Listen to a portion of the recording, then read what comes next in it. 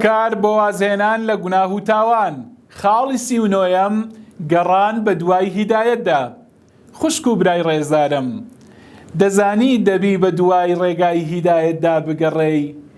هیدایەت بە خۆی نایەتە بەردەرگای ماڵەکەت و بە بەلاژ بۆت نایەت، بەڵکو ئەوە تۆی دەبێ بە دوادا بگەڕێی. دەبێ لێ کۆڵینەوە بکەی و شەو و ڕۆژی خۆت بخێ سەریەک بۆ ئەوەی بتوانی هیدایەتی خوای پەروەردگار بەدەستبێنی. و هەدەیناه النەجدەین، خوای پەروەردگار ڕێگای باش و خراپی پیشانداوی.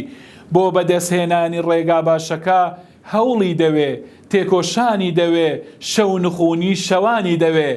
کاڵای خوای پەروەردگار هەروە هەرزان نییە. ئەلا ئینە سیلعەت اللهی غالیە. بۆ بەدەستهێنانی بەهەشتێکی بەنرخ و بەهەشتێکی گەورە و گران پێویستی بە تێکۆشان و ماندووبوونە. بە پێویستی بەوەیە بە دوای ڕێگاکانی سەرفرازیدا بگەڕێی. ئەوە تا پێغەمبەری خوا صلی الله عليه وسلم خوای پەروەردگار لە فەرمودەیەکی قودسیدا دەفەرمێ: یا عیبادی كلكم ضال إلا من هديته. ئەی بەندەکانم، ئێوە هەمووتان سەر لێ شێوا و سەرگەردانن ئللا ئەوە نەبێ کەوا من هیدایەتم داوە و ڕێنمونیم کردووە.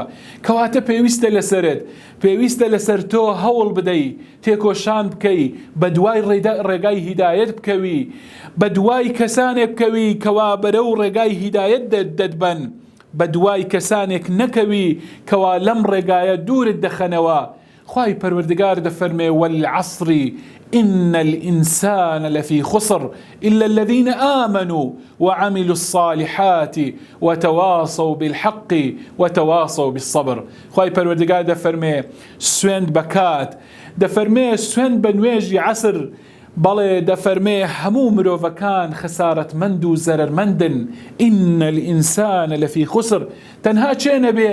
تەنها ئەوانە نەبێ إلا الذين آمنوا، ئەوانەی کە باوەڕیان بەخوا هێناوە و بەڵێ باوەڕ و ئیمانیان هێناوە، وعملوا الصالحات، پاشان کرداری چاک دەکەن، هەوڵ و تێکۆشانیان دەدەن.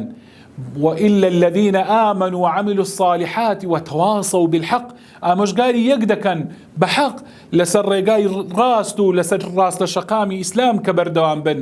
وتواصوا بالصبر، پاشان ئامۆژگاری یەکتری دەکەن کە سەبر و ئارام بگرن لەسەر گوناه و مەعسیەت، لەسەر بەڵا و موسیبەت، هەروەها سەبر و ئارامگرتن لەسەر پەرستش و عیبادەتەکان.